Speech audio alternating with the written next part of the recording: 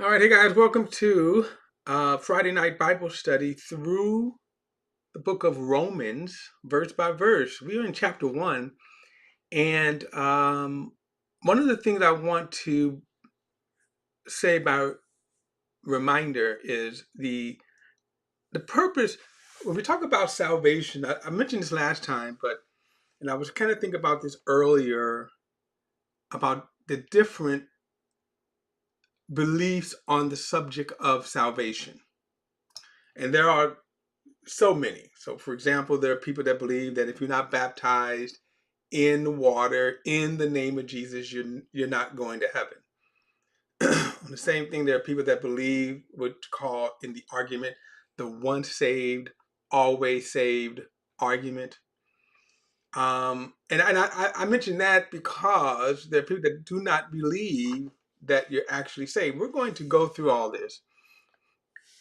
And the reason I'm saying this is because whenever a person makes an argument, they always make the argument such as water baptism, such as you can lose your salvation, on verses where the subject matter of salvation is not what wasn't being taught. So it would be like if you go to a school, you go to a high school, and you go to class 101.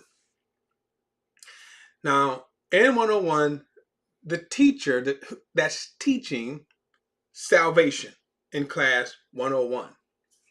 And in this semester, we're going to teach on the subject of salvation.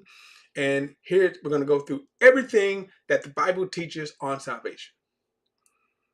Then you can say, okay, now in classroom 102, well, we may be talking about Christian suffering. Okay.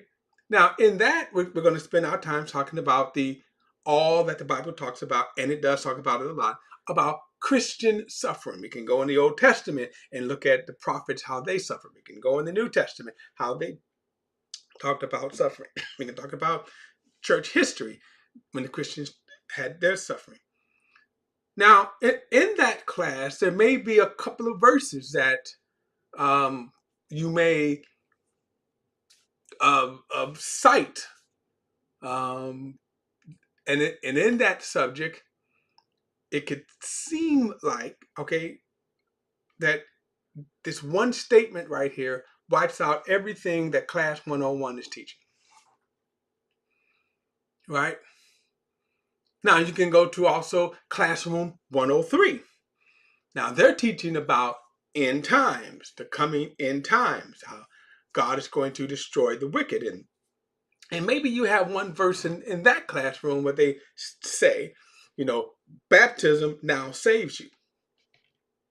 Now, what I'm saying is that you have these theologies that they're going to teach you that one verse that's taught in class 103 wipes out everything that the teacher is teaching on the actual subject of salvation in class 101. That's how these theologies are built.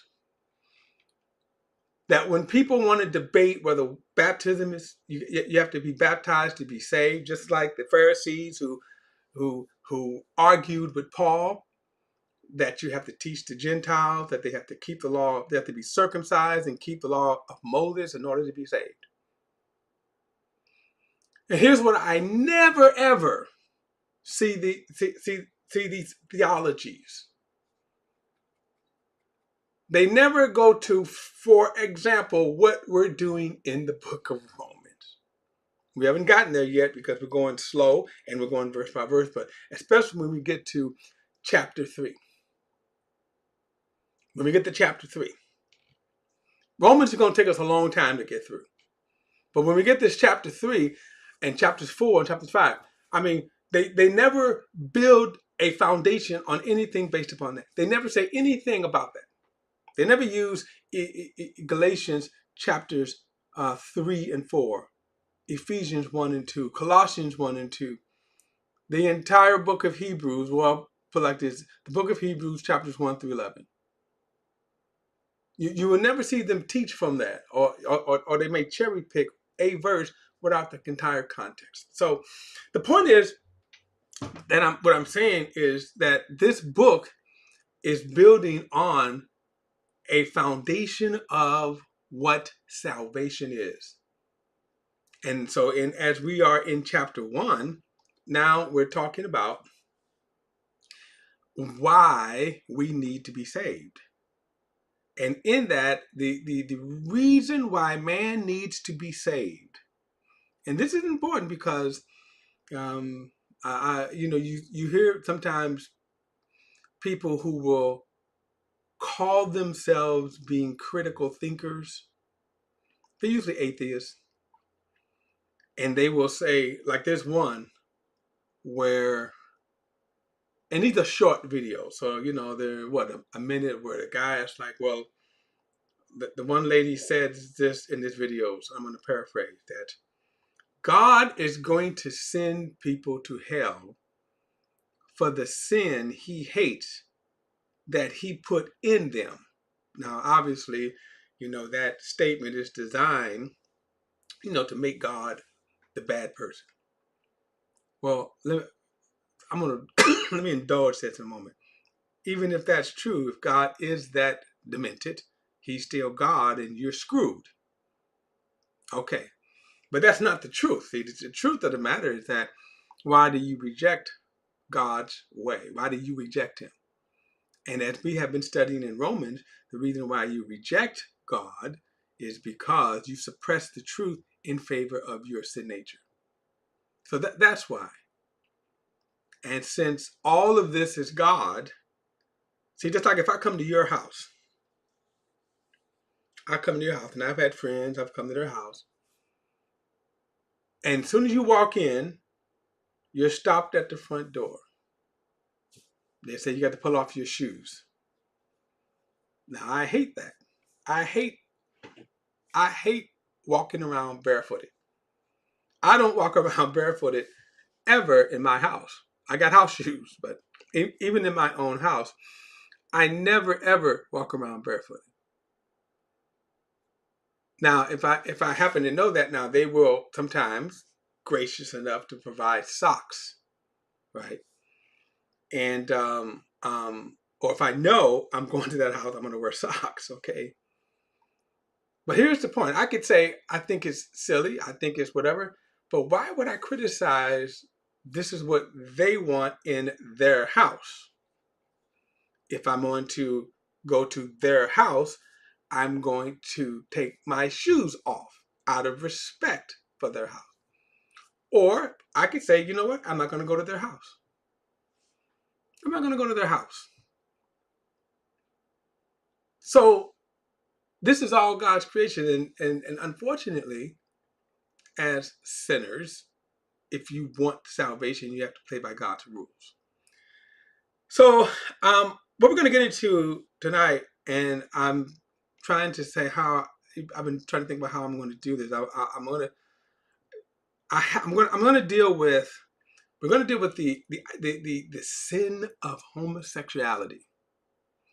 And the reason why is because in this passage of scripture that we're getting ready to engage, this verse of scripture has been used by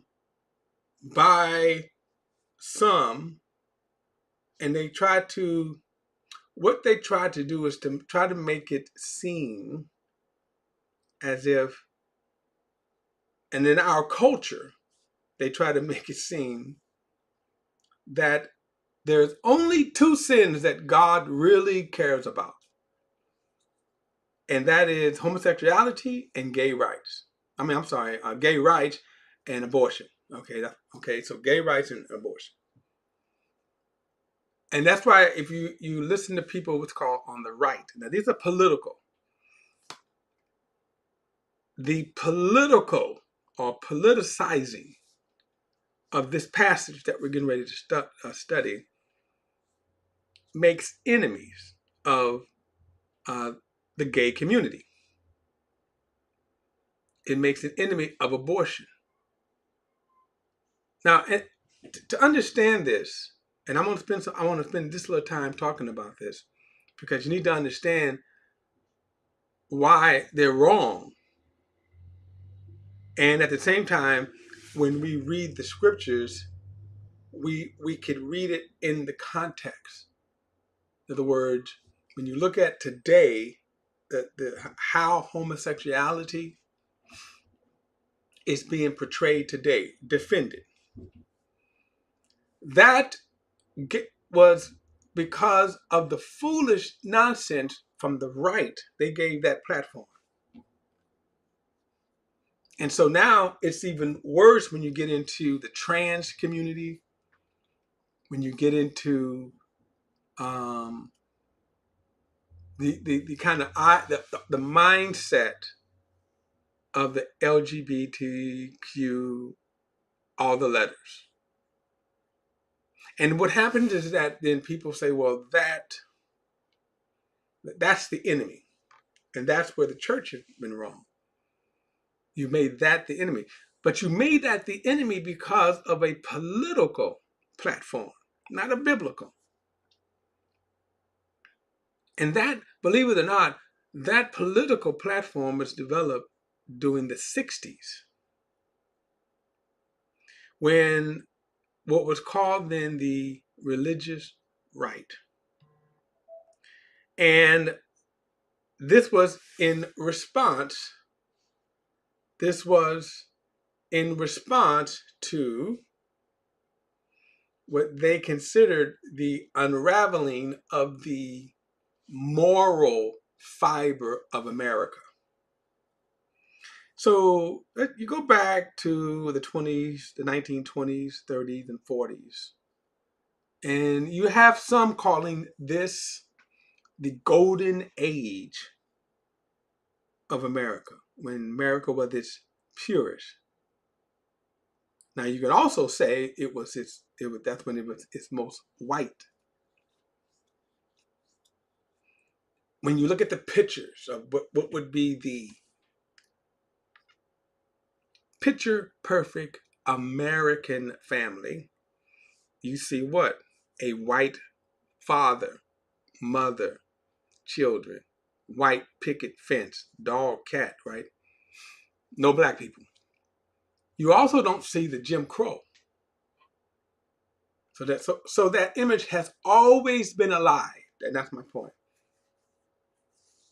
But then you have what you had back then too was the conservative ideology. The conservative ideology. And the conservative ideology was, again, man who was head of his home, and then the submissive wife, and then the children, dog and cat, white picket fence. So that's kind of the essence of conservatism, right? I mean, that's not the only thing about conservatism, what they call fiscal and all that kind of stuff. But pretty much what's behind the conservatism was the power structure of white men. So now you come to the 50s. And all of a sudden, something started to creep in. Rock and roll, as an example. Race mixing, okay? You know, Elvis, when he was swinging his hips, where he stole the concept from black music, but that's why they call him the king of pop, king of rock and roll, right? And from there, society began to change because not everyone was listening to Lawrence Welk. If you ever saw that, okay, that was the conservative idea of what good music was in a good time. Lawrence Welk. You know, Bing Crosby singing "I'm Dreaming of a White Christmas." You know, okay. But now you got people swinging their hips to Elvis, doing the twist. And then when you come into the 60s, it gets worse for conservatives, because now you had the counterculture movement, the hippies, long hair, unkempt, unkempt, um, you know, and that was abhorrent to the conservative. So, when you go to church, you went to church with a nice suit on, nice haircut, and everybody went with that, again, fantasy look. If hippies came in, they was kicked out with long hair, beards, because they didn't groom. They was kicked out of churches. But those kinds of things, love, sex, as they call them, drugs and sex, I mean. So then there was a response to this, and you see the emergence of the Christian right. Now, back then, they had several things, and now watch this. There were several things in which the Christian right had their platform on. Okay, so here's some of the points. The defense against the IRS. Okay, especially when it came to the crackdown against integration, school prayer. Okay, anti-abortion. But look at this: traditional morality. So this is things such as the sexual ethics. So anything not with the traditional family. So anything of that they were against. And of course, fighting feminism and pornography, limited government. These were all things that the Christian right stood for. Now, obviously, since this time,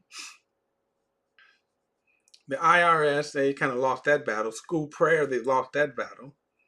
Traditional morality, they lost that battle. And then the limited government, they've somewhat lost that battle. So only two remain: abortion and gay rights. Okay, so those are the two that remain. And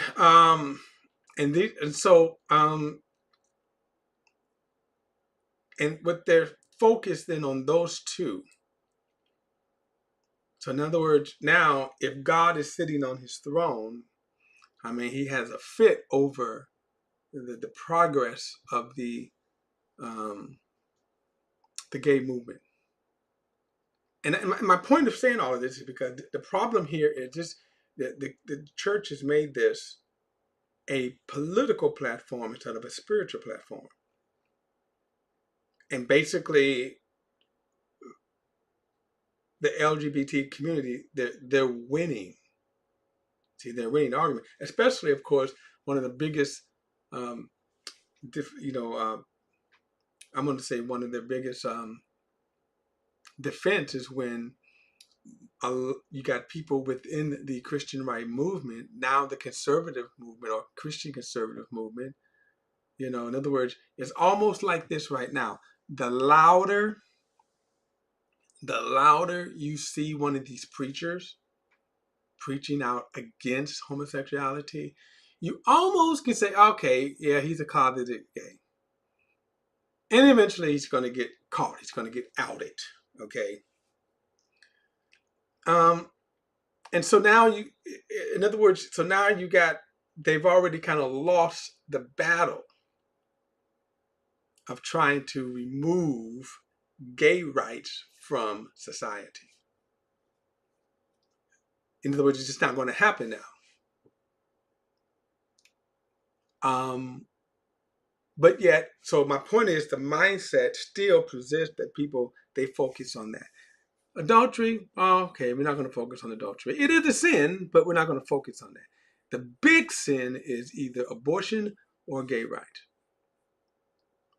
And even though you had a Supreme Court reversal, trust me, in time it's going to go back because that's the way politics happen. When the conservatives got certain people in play, then yeah, you're going to vote a certain way. And so you're going to see that flip flop. And of course, in terms of abortion, what's always kind of funny is that uh, they're against abortion until their mistress or daughter needs an abortion. All right, let's get to this. I wanted to kind of lay that out because what I'm not dealing with here is the political side of the abortion struggle, controversy, and fight, because it's built on hypocrisy. These same people have no problem, had no issues with racism. The Christian right I'm talking about, they had no issue with racism. Now, why do I say that? Because as we're going to see, homosexuality wasn't the only sin that God was concerned about. So let's get to where I'm going to read from verse 18 again so that we can keep in continuity. He says, "For the wrath of God is revealed from heaven against all ungodliness and unrighteousness of people who by their unrighteousness suppress the truth." So again, why are people going to face the wrath of God? Because what? They reject the truth. They suppress the truth. So since what can be known about God is evident among them because God has shown it to them, but the invisible attributes, that is his eternal power and divine nature, have been clearly seen since the creation of the world, being understood through what he has made. As a result, they are without excuse. So even though God's wisdom, his power is displayed in the creation, just think about how science will say, well, okay, no. This all came because of natural processes. What do? They're suppressing the truth. Verse 21, "For though they knew God, they did not glorify him as God or show gratitude. Instead, their thinking became nonsense and their senseless minds were darkened. Claiming to be wise, they became fools and exchanged the glory of the immortal God for images resembling mortal man, birds, four-footed animals, and reptiles. Therefore, God delivered them over to the cravings of their heart, to sexual impurity, so that their bodies were degraded among themselves." Now let me go back because we're going to get into this part here. Moving on, the sexual impurities. Now that word, as we said, as it is used, O King James, fornication means all sexual impurity. All. It means all sexual immorality. Okay, so anything outside of the God ordained marriage is fornication, which also includes adultery, even though in Scripture, adultery is usually mentioned separate, but with the definition of sexual impurity or fornication, adultery certainly could be included in that. So he says, God delivered them over to the cravings of their heart. We got into the sinful nature, why this happened. We spent a lot of time on that. Why do people have certain inclinations, these immoral desires that's in our bodies? We talked about that. He says God has given them over to the sexual impurity so that their bodies were degraded among themselves. In other words, your body, your plain and simple, just wants gratification. And what is interesting about the gratification, it doesn't matter where it comes from. This is why you can have all kinds of debased gratification. If I blindfold you,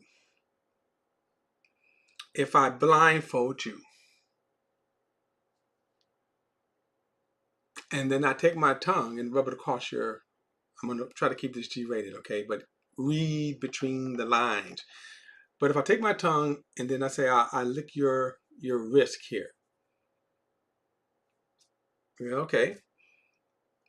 I mean, you're still blindfolded, and I take a dog and he licks, your body doesn't know the difference. Or I'm going to put it this way, your body doesn't care. It feels the same. There are debased things where whether it is a human or animal, your body doesn't care the gratification. Now, your mind does. Your mind does.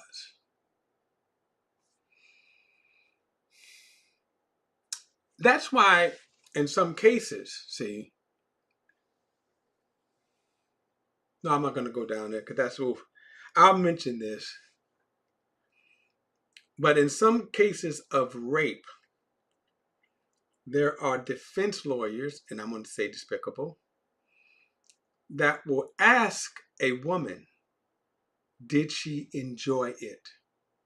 And it is an unfair question just for what I just said, because your body doesn't care. Just like in a marriage, your spouse can please you, but in an adulterous situation, that person can please you just as well. Why? Because my point is, your body doesn't care. Now, your mind doesn't. And just like if you are renewed in your mind, following God, your mind is going to reject adultery. If you are single, your mind is going to reject a intimate relationship when you're not married. Your mind will reject the dog, as I said, looking on you. It will reject any debase. Now think about this. There is a billion-dollar industry now on sex toys. Now remember when I told you, sex toys. Why? Gratification. Right? Doesn't matter. Gratification. Man, toy. And now, in the industry, you have, you go back to show you how depraved, you would have these blow-up dolls. Blow up a doll, like a beach ball, a doll. They have, an ugliest thing, but they just kind of made a hole. And you got demented men that would use that doll. Well, now they got some sophisticated dolls with arms, legs.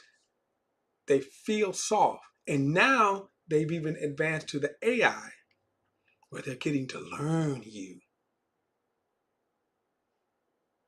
Debate. See, again, your body doesn't care. That's my point. Mentally, mentally,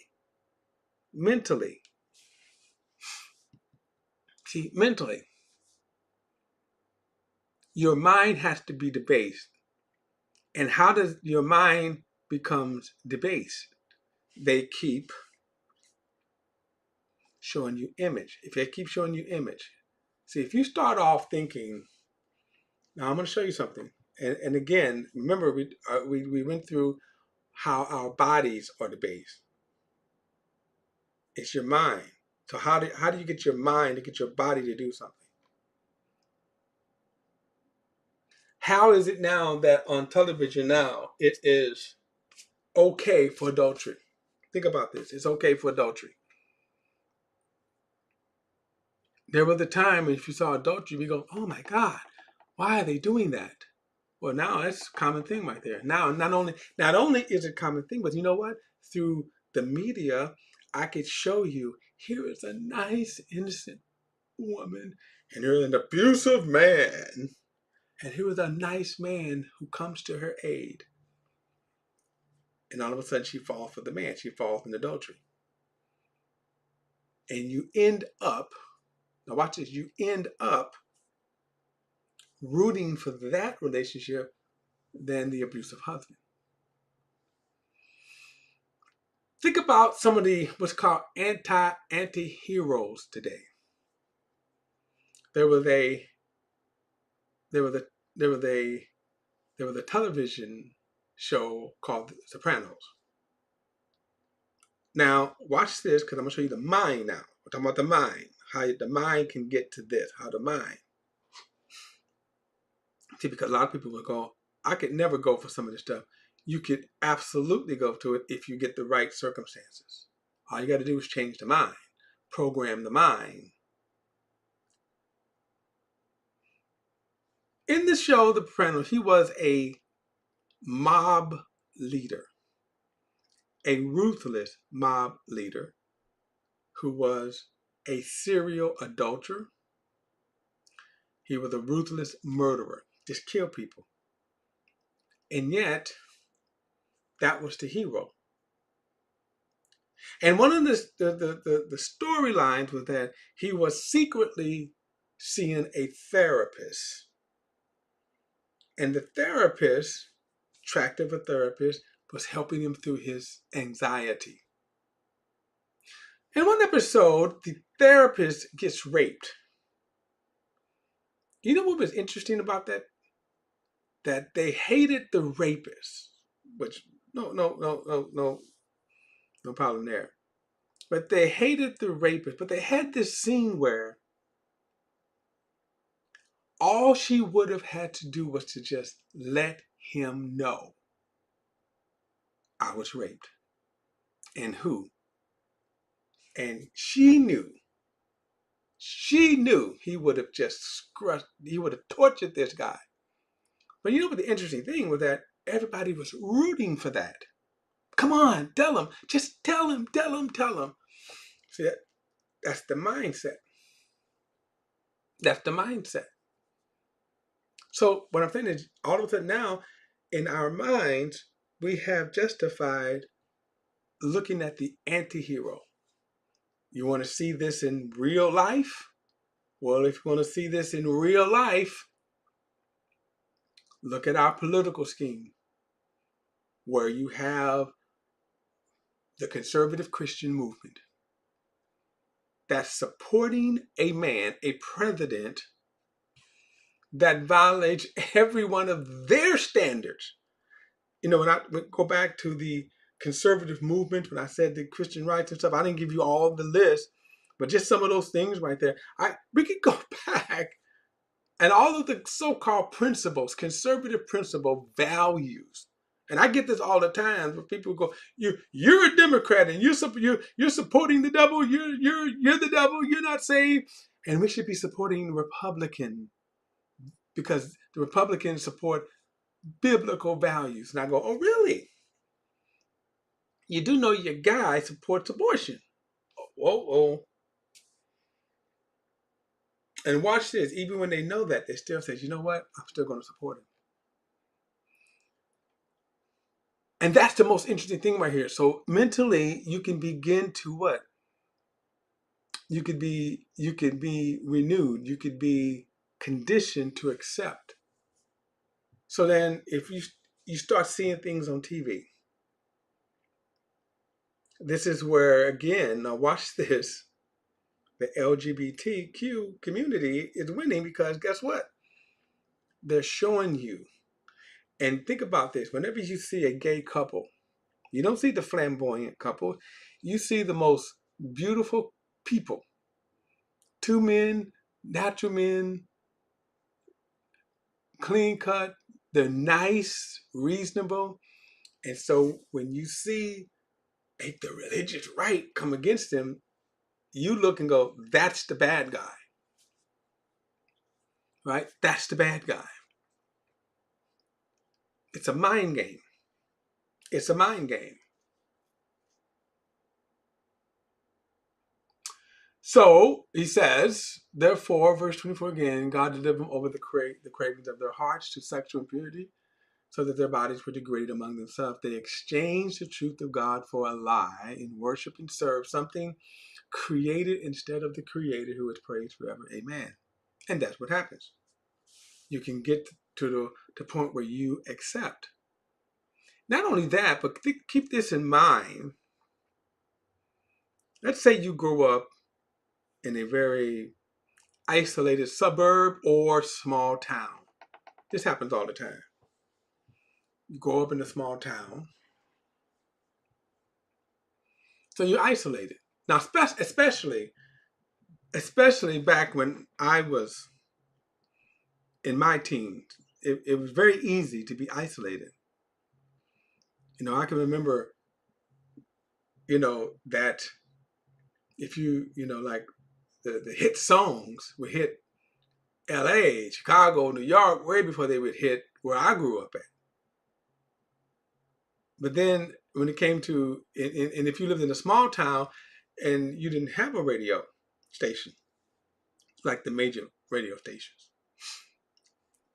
Same thing with television. And television was, of course, controlled by certain images. So what happens when you grow up? Now watch this. You could have the inclinations. What happens when you grow up and you go to college? Or you grow up and you move to the big city, or you go to the army, the military. You are now exposed. And guess what? The inclinations that were already there now are made alive in you. So when the LGBT said, well, people are just, they say, well, it's a part of your nature. No, there are people who have inclinations for stuff. And now you get to where it's become exposed. That's why when you get to major cities, you have different communities. So then a person that has the inclinations towards homosexuality, they can find that community in almost in every major city. And they're going to find acceptance. But then the problem, of course, is we have to get back to how do we fight the inclination? That's going to be for another lesson. Right now we're dealing with just, this is what it is. This is the reality. And also we're dealing with the reality of you get to a place where you now do what? You exchange the truth for lies. So you go from the guilt, the shame, to you embrace it. That could be the same with adultery. Adultery doesn't have the stigma that it once had. I mean, it does to agree, and it's really based upon hypocrisy. Really, it's just based upon hypocrisy. But when they exchange the truth of God for a lie, so then what? How did they do that? Because now they're incited. The inclinations of their heart come alive. So here's the interesting thing, though, because depending on, there are some things now where people are not going to, as we will say, just come out. For example, come out of the closet. And not only homosexual wise, but whatever secret. See, and sometimes you as parents, if you teach and instruct your kids, and again, I'm not doing this justice because you have to get to the root and say, why did the person feel this way? For example, why did the person have same-sex attraction? And how do they say that without being demonized? And they were coming up with these all crazy kinds of remedies, like what they call these things, gay therapy. Some of these things, some of the stupidest things, you know, some of the stupidest things. But let's go back to this. A person who could come back and they say, you know what, a child could have an inclination and fascination. Let's say, for example, fire. They have oh man, it's a thrill to start a fire. And when, as a parent, one of your jobs is to guide them away from that thought. Now, one of the problems in our society is, remember I told you how isolated it used to be, communities, and it could be nice suburbs, ideal, picturesque suburbs that you can say, I could raise a family. And yes, and they are. But what's hidden is the inclinations. But then, how did the person get out and they start? How does the person who wants to force rape? Because those things oftentimes are not corrected when they're younger. But these days, remember, the world is a lot closer through social media, right? I could get on uh, anywhere, YouTube, Facebook, whatever, social media, and literally go all over the world. I could see the world on my computer, iPad, right? Where before I would never even know existed. You could go on YouTube, and this is always amazing to me with YouTube. Hey, how do I fix, such and such? And somebody took the time to do a tutorial on how to fix whatever. The world has come closer. Well, unfortunately, the world has come closer because it's, again, and parents, you ought to be monitoring what your kids watch, because now kids can also watch a lot of sex. But you know what they also can watch? A lot of deviancy. You got people filming having sex acts with animals. Now you may say, ooh, but not everybody is saying ooh. There are some people looking at that with intrigue. Why? Because of the inclinations of the heart. So now we have to guide them away from that. That those kinds of intrigues, those kinds of feelings are immoral or against God. And then people say, okay, I'm going to go away. Just like, you know, um, I used to have a fascination with the so-called big city because they were big and they were bad and stuff. And man, I thought it was so great to hang out with inner city people until bullets start flying, whizzing by my ear. That literally happened. Then I go, okay, well, you know what? This is not. No. I want to be alive, not dead. But that was one of the ways that solved that inclination to be around what I thought was violence or glorification of gang life, violence, and the bad boy life. I'm like, oh no, yeah, I have it. It got to a place then, if I was hanging out with some friends and they said, you know what, we're going to go steal some cars. Thank you. Here's where I get off. See you. I don't want to be anywhere around it. And I didn't even know about the law. In other words, I didn't even know that if I'm just in the car, I could be arrested. I just, no, I'm not going to be a part of that. But when I'm saying it, but see, there are people, if you're not guiding them that, this is why they think the way they think. And this crosses all society, race, or anything else. It crosses that. You just can't say, well, just one group of people like that. No, they are. It's just some people are better. People have means to cover it up. When you have a parent, when a child can say, I'm too pretty to go to jail, and you have parents that will use the legal system to defend that, what they're not doing is changing the minds and the hearts that cause that. Or when the guy says he's too rich, he's too affluent. The reason I should be acquitted because I can't help it if I'm rich. But you also don't deal with the fact that this boy killed people because he was drunk. Same thing with rape. If you defend your child when they rape someone, you get them off, yay, win for you, but you don't change their heart. Now you're creating monsters, right? Evil monsters. Now, why am I all over the place with this? Because that's the whole point here. You cannot just single out one sin, and that's the point. I meant to get to this week. I'll get to it next week. But again, it's important to understand that what Paul is dealing with here, he's going to, and we're going to get into it, but he says that God delivered them over to the cravings of their hearts, to their sexual impurity. Understand that is across the board there, not just one. He's going to talk about some things, but he's going to talk about a whole lot of other stuff. You just can't focus on that.